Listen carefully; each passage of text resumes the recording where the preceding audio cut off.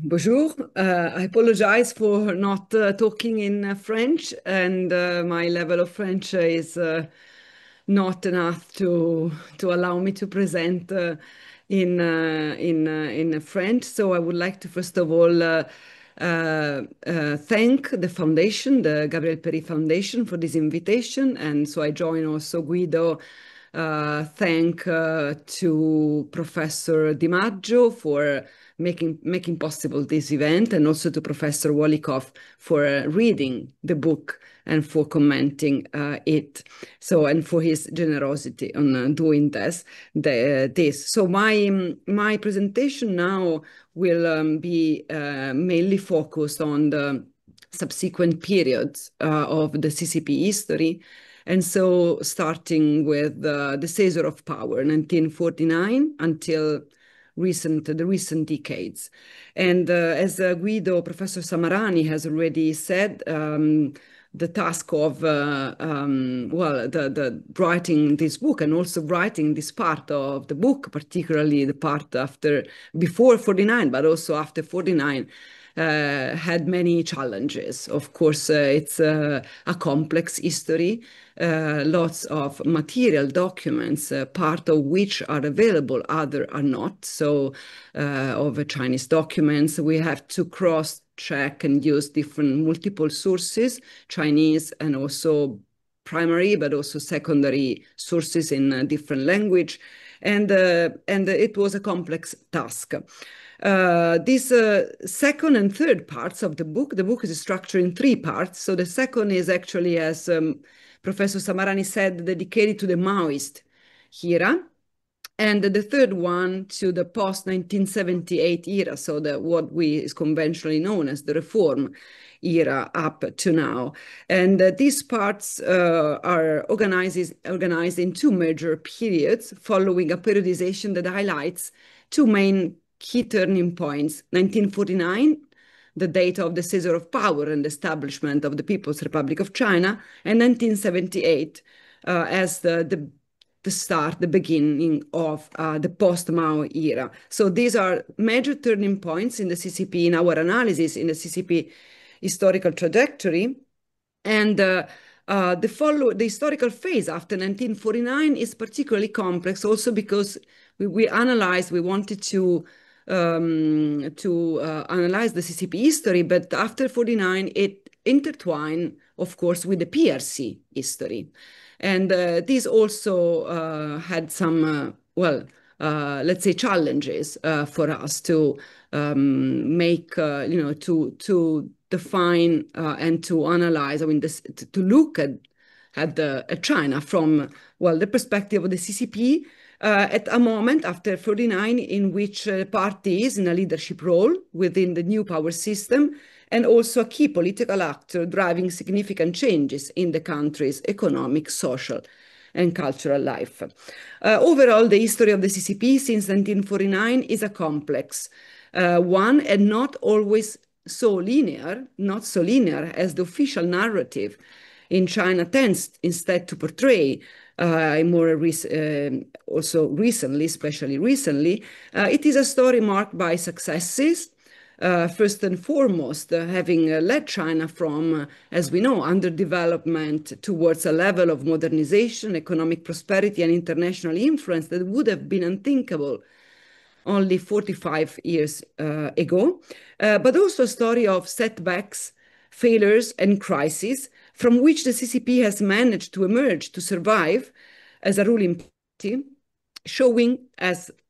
remarkable ability to adapt itself and to maintain its legitimacy. It is a history of struggle since, starting from 1921, by the way, of struggle, resilience, and flexibility and adaptation in the ideological framework and in the governance system, adaptation to the economic and social environment that the CCP has actually shaped over the years.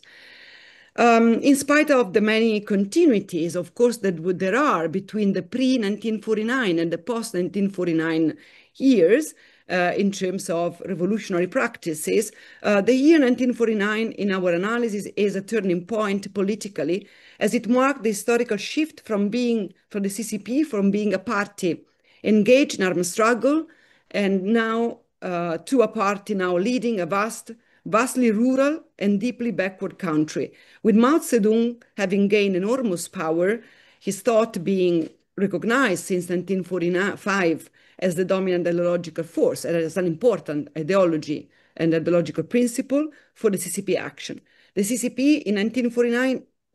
assumed a leadership role within a new power system, thus deciding the political line, transmitting it to the state organs, monitoring its implementation, defining the nation's ethical and moral values, thanks to a pervasive organizational presence across the territory and the country, and a deep interpenetration between the state and the party hierarchies. So since 49, the CCP became a party, had a leading role, and also a leading role in the new power system that is conventionally known as the party state. 1949 represents also, historically, both the culmination and the starting point of the revolution. That is the starting point of a process of economic and social construction and economic, we can say, modernization that had to be accomplished without abandoning the values of the revolution and the aim of transforming the society in a revolutionary and socialist sense. So in this sense, the 49 date is both a culmination, but also the starting point. And the foundation, on the one hand, the foundation for institutionalizing a post-revolutionary order were laid with the seizure of power. On the other, the CCP did not abandon its, of course, revolutionary character. In terms of key phases, key moments of the CCP history and development path in the Mao era, so in this first big phase that is known as the Mao era, going from 49 until 76, 78, we can identify two major moments, two major periods. The first is the one going from 49 until 56, 57, a period in which the CCP was, first dedicated to economic reconstruction, political consolidation, and international positioning with then the Sino-Soviet alliance, so international positioning within the context of the Cold War. After 1953, so in this period, I mean, it's the moment in which the CCP pushed forward a development strategy marked by gradualism, generally, and model on the Soviet experience, on which, the Soviet Union was, at that moment, a very important point of reference for China and a country, I mean, a model that China, on which China drew in many different domains, not just the economic system, and so with the adoption of the economic planning in 1953. And so a period of 49-56, a period in which gradualism somehow was generally adopted. The Soviet model of economic in the economic field was adopted and was seen as the only viable path to simultaneously achieve economic development, modernization, and continue the revolutionary process and change in the society. 1956 is a major moment of, well, we won't say perhaps not change, but moment of reflection, very important, as it has to do with the events that were shaping the socialist camp, the 20th Congress of the Communist Party of the Soviet Union, and the implications and reflections of this moment of this Congress and the articulation of Khrushchev's thesis on peaceful coexistence, but also the de-Stalinization process, the denunciation of Stalin. It's the implication of this event for China were important. Perhaps at the moment were not seen, but they were important in many different ways. And in September, in autumn 1956, the eighth Congress of the CCP was held, and socialism was then considered as completed. The process of transition towards socialism was considered as completed, and the contradiction between the bourgeoisie and the proletariat was defined by the Congress as now no longer existing in China. So this year represented both also a culmination and a moment, however, also a moment of strategic and ideological reorientation, especially when it comes to Mao. The Congress is a very important Congress. The eighth Congress led to downgrading the importance of Mao's thought that was temporarily removed from the statute of the party, also as a result, of course, of the processes that were going on in the socialist camp in the Soviet Union. And the line that came from the Congress in the economy was a very moderate line. And Mao was somehow, his role was somehow temporarily downgraded, we can say, in this Congress. But afterwards, so after the Congress, which also was very important in, well, when it comes to the relationship between the CCP and intellectuals, and which was a key aspect of that period, especially in the light of what was going on in the socialist camp, in the light of what was going on in Hungary, and that had important reflections, implications for the CCP and Mao's vision about the relationship between intellectuals and the CCP, and more broadly between the CCP, the leaders, and the masses, as proven by his important essay of February 1957 on the contradictions among the people, and also as proven by then the subsequent developments of the 100 Flower movements, the liberalization moment, intellectual liberalization moment that ended up with an anti-rightist campaign. And so with radical change, that in 1957 also announced a new, we can say a new phase, a different phase that was characterized since 1957, 58 by a more radical, by radicalization, especially by the abandonment of the Soviet model. And this also coincides, of course, with emerging divergences between China and the CCP and the Soviet Union on different issues that came up, especially in 57, that have to do also with peace and war. And so ideological divergences were developing, and at the same time, the CCP and Mao's ideas that became prevalent in this period pushed forwards a new development strategy known, as you know, of the Great Leap Forward. It was after 1958. It's a phase characterized by China searching for a new original Chinese path to socialism and communism.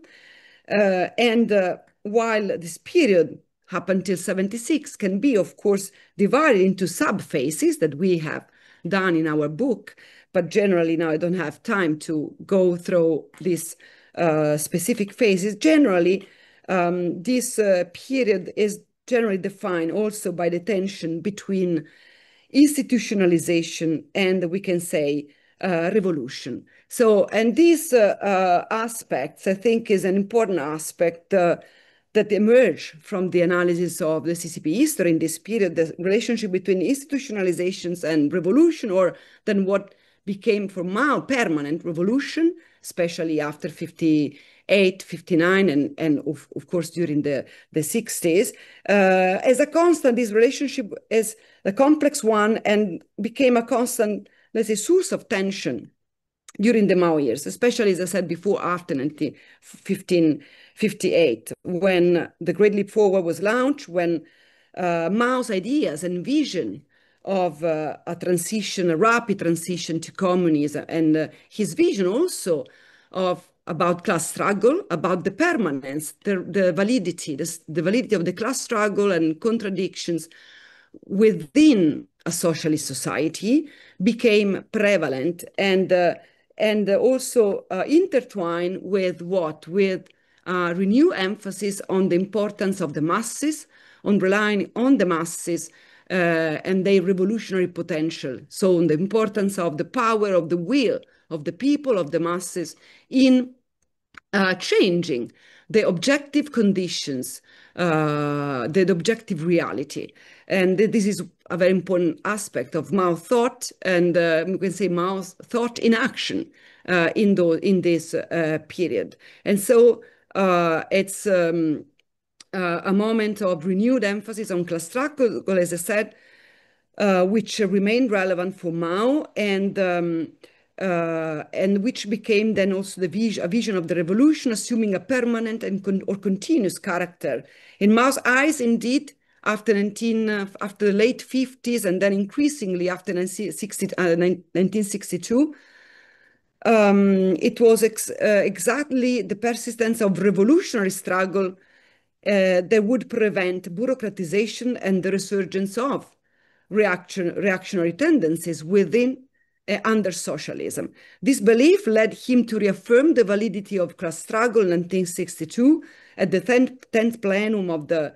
Eighth Party Central Committee in September 1962, and then to later launch the Cultural Revolution as a revolution primarily against the party and its apparatus, and aimed at revolutionizing the society by enabling a mass participation in the political process beyond formal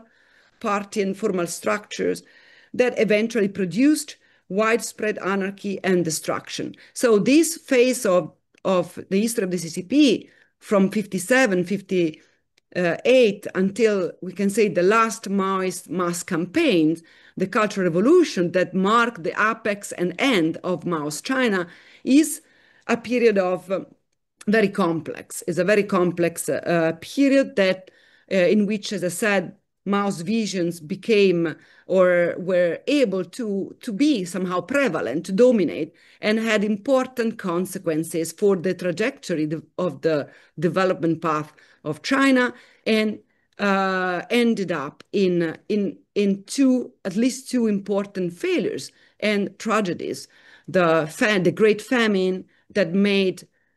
some estimated 30 million deaths, and then the Cultural Revolution that had important consequences in terms human, social, and also political terms, as the party structures and organizations, well, it caused also sort of paralysis of the party apparatus for some years. The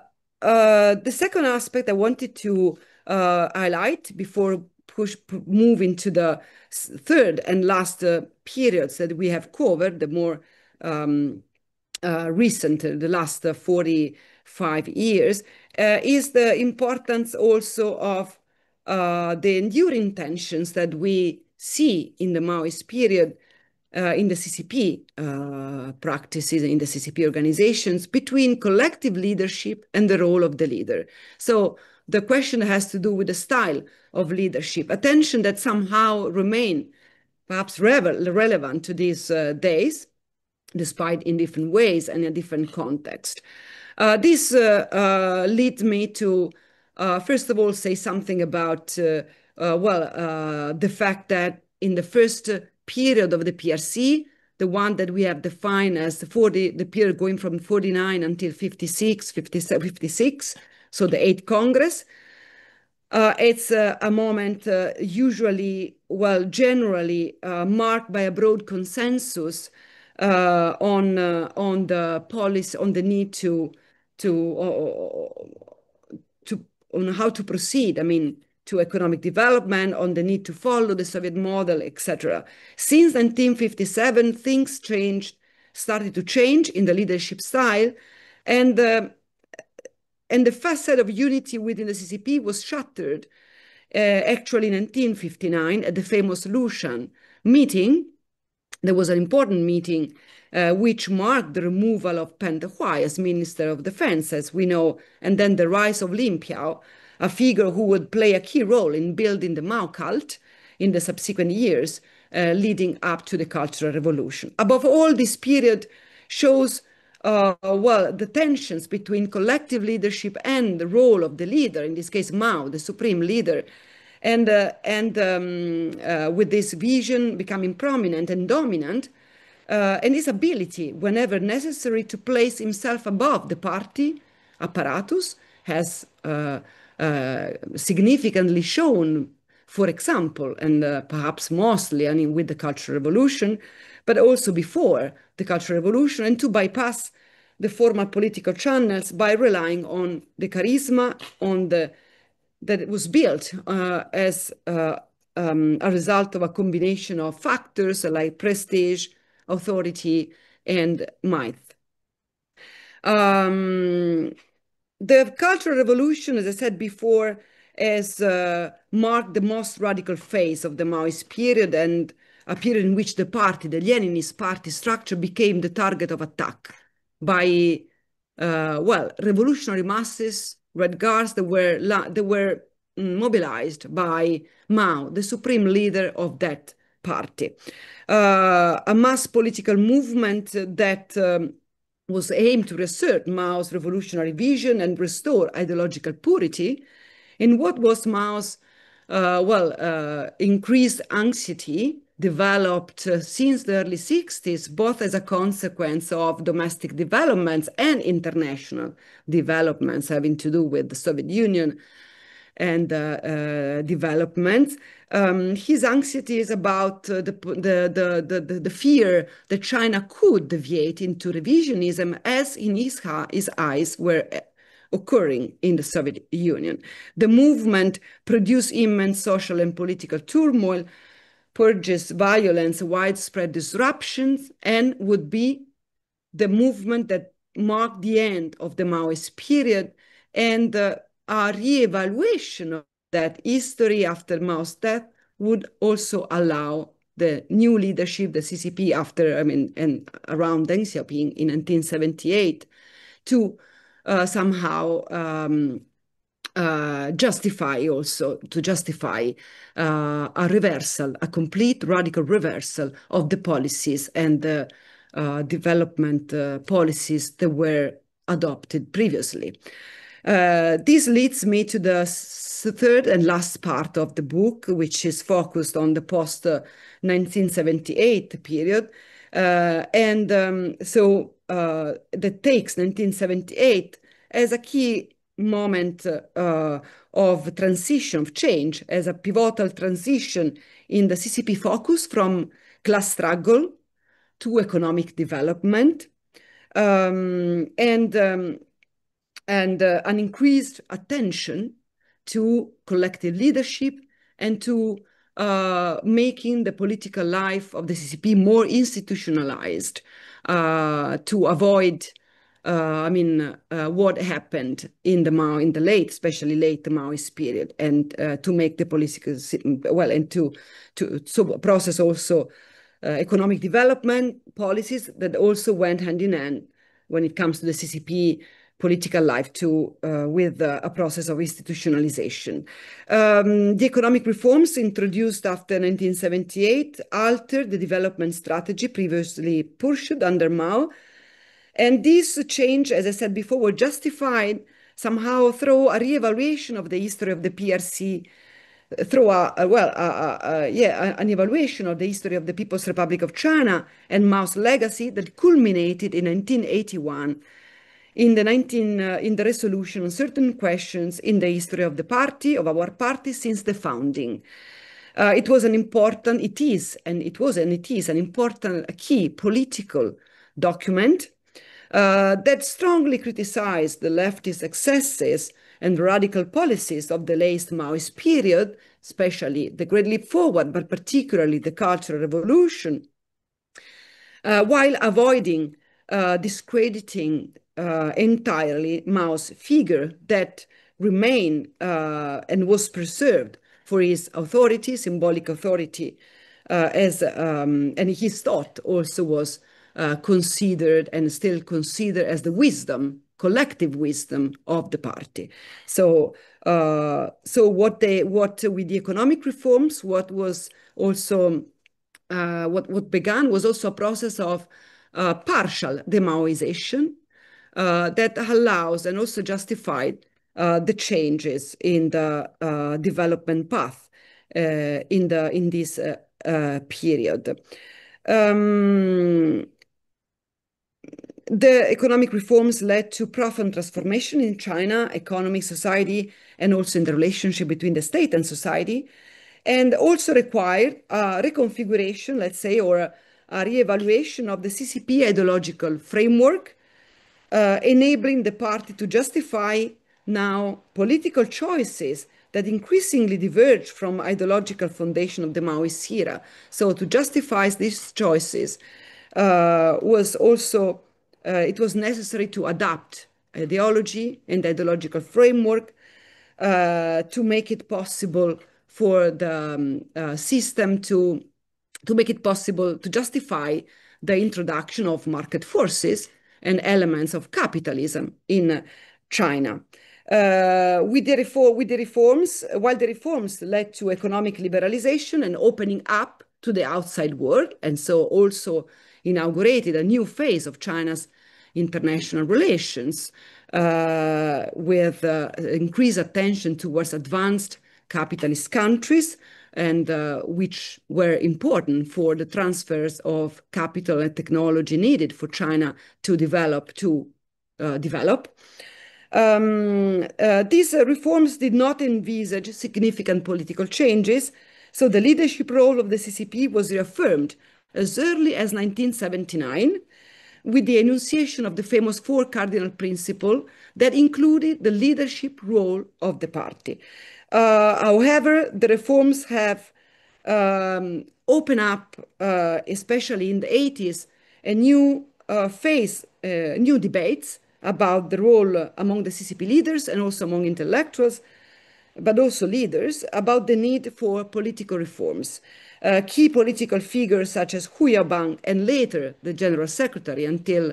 the late 86, early 87, when he was replaced actually by Zhao Ziyang, and then so both Hu Yaobang and Zhao Ziyang, who were both seen somehow as representatives in this period, the 80s, which was a very complex period in which the process of reform were not linear, and also the CCP was characterized by the CCP leadership by different visions within the party that also account for moments of acceleration in the reforms and also moments of, let's say, tightening, ideological and political tightening. These key figures, Hu Yaobang and Zhao Ziyang, were representative of more generally seen reformist, let's say, democratic reformist leaders. And they supported discussion about the role of the party and favored measures that relax control, including greater separation between the party and the state. This was an important aspect of the proposal for the reform of the political system that was presented at the 13th Party Congress in 1987. That emphasized the reduction of the CCP intervention in the political, economic, and social life, and also allows for a more spaces for more a greater separation of function between the party and the state. So generally, the 80s were characterized by a non-linear trajectory marked by both advances and setbacks. There were also a reflection of the generational transition of the leadership of the ruling elite and internal division between reformers and more conservative leaders they were not so they were not favoring in the same way as reformist leader did acceleration of, market reforms, and especially also the opening to the outside world, in terms of, because of the fear that this opening might allow for ideological influences coming from the West that would pose somehow a threat to the CCP regime. And is also a period in which these also divisions or divergences, coupled with social tensions and economic difficulties, especially in the second half of the 80s, that further complicated the reform process, and as exemplified by the political crisis of the dramatic political crisis of 1989. And this leads me to a turning point in our analysis of the CCP history. More recently, 1989 is an important moment for the CCP reflection and for the CCP history, and the way the CCP reflect about its strategy, its policies. The 1989 student-led movement that culminated in the Tiananmen Square crackdown left the CCP deeply concerned about the stability of the system, and about the stability of its rule, and also about the survival of the CCP and the regime itself. These fears were further intensified by another important event that was pivotal, important for the CCP reflection, and so intensified by the global context, by the collapse of the communist regimes in Eastern Europe and the dissolution of the Soviet Union in 1991. This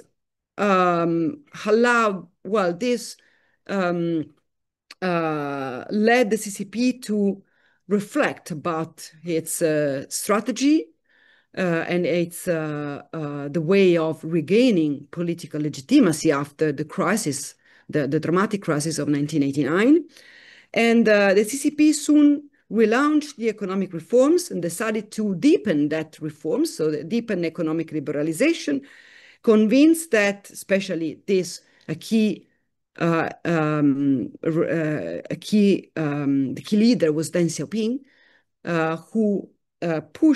decided to push forward economic reforms, relaunched the economic reforms in 1992, convinced that this was the only way to regain political legitimacy and to save somehow the party and its rule. The important moment is Deng Xiaoping travel to the south in 1992, that was then followed by the important 14th Congress of the CCP. And this effort was accompanied not only by a focus on economic growth and thus economic prosperity as a way of legitimizing the CCP rule, but also a new emphasis on patriotism, and then we can say more recently also on cultural pride as key components of the ideological legitimacy of the CCP. The reform process that was relaunched in 1992 opened up we can say, another phase of the CCP history that bring us to the more recent time, that proceeded in parallel, that proceeded in a neoconservative direction, and in parallel with the reaffirmation of the leadership of the party, of the guiding leadership role of the CCP, and also, but also at the same time, strong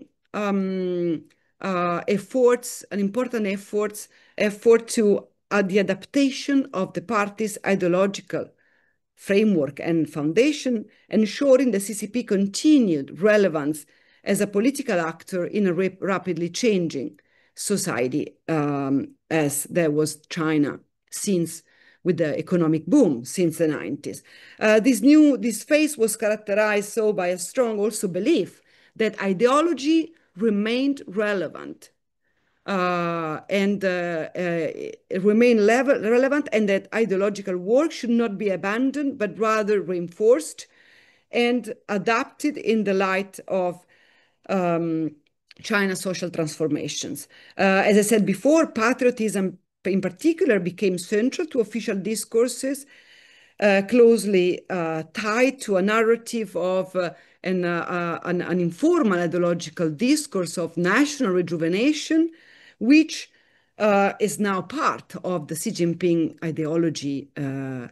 since 2012, and a narrative which increasingly drew over the years on traditional also Chinese values to foster national cohesion and a shared sense of cultural identity. This also went hand in hand with constructing, in more recent years, a sense of Chinese exceptionalism, of cultural distinctiveness that have strong ideological connotation and are seen as key to providing alternative sources of legitimacy rooting in identity and history, and which also allows you to, look at the past to project China's in the future with this Chinese dream, which is part of the more recent ideology, the official ideology of Xi Jinping, and to project China into a future of economic prosperity and international centrality.